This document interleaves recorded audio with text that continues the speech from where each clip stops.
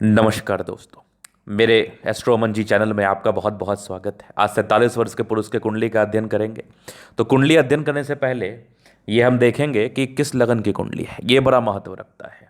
और इनके सवाल इस प्रकार से हैं, इनका व्यापार है, आगे व्यापार कैसा चलेगा नहीं चलेगा, और अगर खराब चलेगा तो इसके लिए क्या उपाय करना है, अच्छा चलेगा तो और बढ़ाने के लिए क्या उपाय करना है। मूल रूप से उपाय के लिए इनको जानना है और आगे का जीवन कैसा रहेगा इस महत्वपूर्ण विषय पर जानना है। तो आप बिल्कुल चिंता ना करें, आपके क्वेश्चंस को हमने सुन लिया है। कुंडली देखने से पहले लगन को देखना बहुत जरूरी है, लगन का बड़ा महत्व है। 5 लिखा हुआ है, सिंह लगन की कुंडली है। इस कुंडली में बुध वक्री और अस्त का है। अस्त का अर्थ होता है कि वो ग्रह कम फल दे पाता है, वक्री का अर्थ होता है वो 3 गुना ज़्यादा फल दे पाता है। और अगर कोई ग्रह अस्त और वक्री दोनों हो गया तो ये ग्रह न्यूट्रल माना जाता है। फिर ना तो वक्री के साइड इफेक्ट आएंगे या इफेक्ट आएंगे, और ना ही अस्त के साइड इफेक्ट या इफेक्ट आएंगे। वैसे अस्त के कोई साइड इफेक्ट ही होते हैं क्योंकि वो ग्रहों के फल को कहीं ना कहीं कंप्रेस कर देता है। तो बुध आपका न्यूट्रल हो गया, कोई दिक्कत वाली बात नहीं है, क्योंकि वक्री का अर्थ होता है 3 गुना ज़्यादा फल को बढ़ा देना, अस्त का अर्थ होता है फल घटा देना। अगर 1 गुना भी फल घटा तो वक्री है तो वो 3 गुना ज़्यादा फल बढ़ जाएगा, तो इस केस में वो दोष ही कैंसिल हो जाता है। तो यहाँ पर अब हम विचार करेंगे इसमें राशि कौन सी है। तो इस कुंडली में मीन राशि है, मंगल दोष जी हाँ निम्न उच्च स्तरीय है, वो हम आगे विचार करेंगे कि किस स्तर पर मंगल दोष है और किस टाइप से ये फल दे पा रहा है। तो फल देखने से पहले एक महत्वपूर्ण चीज़ जान लीजिए कि ग्रहों को जानने से पहले उसके बल को देखना बहुत जरूरी है। अब सूर्य 19 डिग्री पर है, 100% फल देगा। चंद्रमा 14 डिग्री पर है, ये भी 100% देगा। युवावस्था में है। मंगल 16 डिग्री पर है, ये भी 100 देगा। बुध 28 डिग्री पर ये 20-30% देगा। गुरु 23 डिग्री पर ये लगभग 60% देगा। शुक्र 4 डिग्री पर है, ये 30% फल देगा। शनि 23 डिग्री पर है, ये लगभग आपका 70% देगा। राहु और केतु 6 डिग्री पर है, 60-70% फल देगा। इसको जान लेना बहुत जरूरी है। अब सिंह लगन के व्यक्ति को मूड रूप से बड़ी गुस्से की प्रॉब्लम होती है, बड़े स्वाभिमानी होते हैं, और कभी कभार इन लोगों को पीठ की दर्द या लोअर बैक पेन की प्रॉब्लम होती है। ये सभी सिंह लगन वाले व्यक्ति के लिए एप्लीकेबल है। तो ये जनरल प्रोडिक्शंस हुए। अब जो मैं प्रोडिक्शंस दूंगा वो होंगे इनके ऊपर। अब सूर्य इनका बैठा है 10वें भाव में, और सूर्य बैठा वृषभ राशि में है, और ये पहले घर लगन का स्वामी है। रूप रंग सुंदरता को हम देखते हैं, और ये बैठ के जाके 10वें घर में। तो सूर्य बड़ी ताकतवर स्थिति में है, कैरियर बड़ा ब्राइट रहता है, डिग्री वाइज बहुत बली है। बस कुछ नहीं, एक रूबी जिसको मानिक रत्न कहते हैं वो पहन लीजिए, एक्सट्रीम बेनिफिट आएगा, एक्सट्रीम बेनिफिट आएगा। सूर्य आपका वैसे बहुत ताकतवर है, आपको कोई पीछे करने वाला नहीं है। अब हम चंद्रमा विचार करेंगे। चंद्रमा इनका मीन राशि में बैठा है। चूंकि चंद्रमा अष्टम भाव में, 12वें घर का स्वामी 8वें घर में, 12वां घर खर्च का हो सकता है, 8वें घर में बैठा है तो विपरीत राज्यों कारक स्थिति में है। छठा घर, 8वां घर, 12वां घर, ये घर समझ लो एक जाति के लोग का है, मतलब ये त्रिक हाउस है। अगर इसके घर का स्वामी इसके ही घर में बैठ जाए तो वो गड़बड़ स्थिति में नहीं है, क्योंकि 8वां घर मृत्यु कारक स्थान है, और खर्च के हाउस का स्वामी अष्टम भाव में बैठा है, तो ये आपके लिए अच्छा ही रहेगा। खाने पीने से जुड़ा हुआ कार्य आपको सक्सेस देगा, लिकर से जुड़ा हुआ कार्य आपको सक्सेस देगा, लिक्विड से जुड़ा हुआ कार्य आपको सक्सेस देगा। वही कार्य है इनका, और ये सक्सेसफुल है, क्योंकि चंद्रमा इनका बहुत प्रबल है।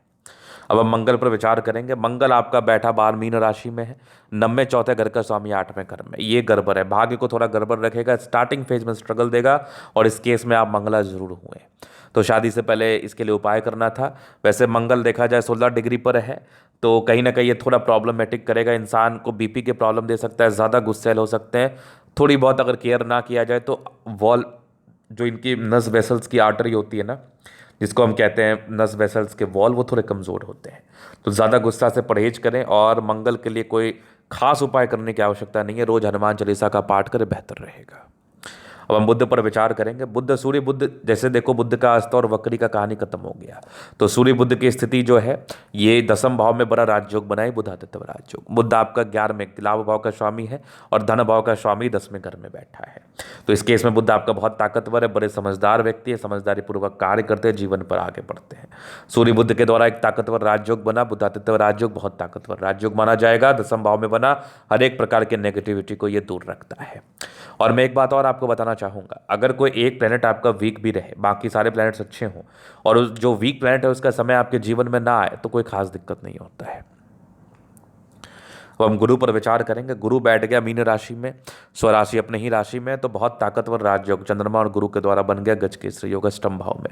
मृत्यु पर विजय प्राप्त कर लेते हैं ऐसे व्यक्ति, बड़ी लंबी आयु होती है।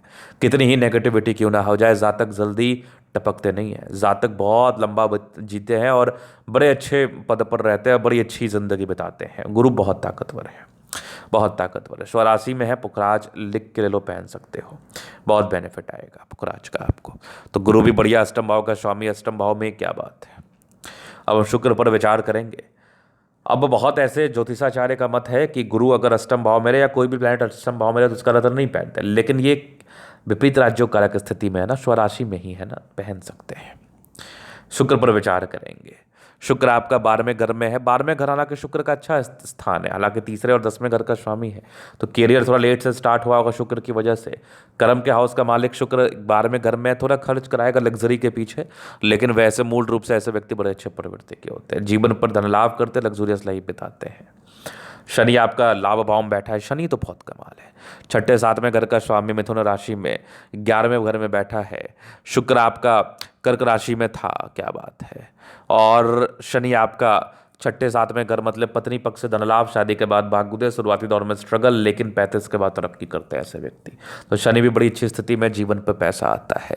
चतुर्थ भाव का राहु थोड़ा तनाव देता है और थोड़ा सा ऑब्स्टेकल लाइफ के प्रारंभिक समय में जरूर देता है, लेकिन सूर्य बुध इतना ताकतवर है ना कि राहु केतु का बल कहाँ कुछ कर पाएगा, राहु केतु कहाँ साइड इफेक्ट दे पाएगा। केतु सूर्य के स्वामित्व की तरह, सूर्य की तरह ही फल देगा, और राहु सूर्य बुध की दृष्टि होने की वजह से ज़्यादा गलत इंपैक्ट नहीं डाल पाएगा। और अगर केतु को मैं देख लूँ वृषभ राशि में, कोई खास दिक्कत नहीं करेगा। अब मेन आपका समय होगा, समय आपका चल रहा है सूर्य का, अरे बाप रे, 2022 5वें महीने के बाद सूर्य आ गया, बहुत बढ़िया समय है ये, एकदम इंजॉयबल समय है, कुछ नहीं बिगड़ेगा आपका 2028 तक, बहुत गजब का समय है। जिंदगी एकदम गजब चलते रहेगी, सूर्य ऐसे ताकतवर है, मानक पहन लो, बहुत बेनिफिट आएगा, एक्सट्रीम बेनिफिट आएगा। सूर्य के बाद फिर चंद्रमा आएगा, ये भी अच्छी स्थिति में और बढ़िया। और जो मंगल का समय था, देखो ना, मंगल 2038 के बाद आपको तकलीफ देगा, उसके पहले तकलीफ नहीं देगा, लेकिन ये देगा 2038 के बाद। तो 2038 में आपकी आयु पता है कितनी हो जाएगी? 38 साल उधर हो गया, 25 साल इधर हो गया, लगभग 40 65 63 64 वर्ष की आयु हो जाएगी उस समय। 64 वर्ष के बाद एक थोड़ा सा दिक्कत आएगा। खैर कोई दिक्कत नहीं, अभी आप इंजॉय करिए, अभी आपका बेहतर समय है, कोई समस्या वाली बात नहीं है। तो ये था इनकी कुंडली का पूर्णतः विश्लेषण। अगर आपको व्यक्तिगत रूप से कुंडली दिखाना है तो हमारा व्हाट्सएप नंबर डिस्क्रिप्शन में मिल जाएगा, लेके आप संपर्क कर सकते हैं। धन्यवाद।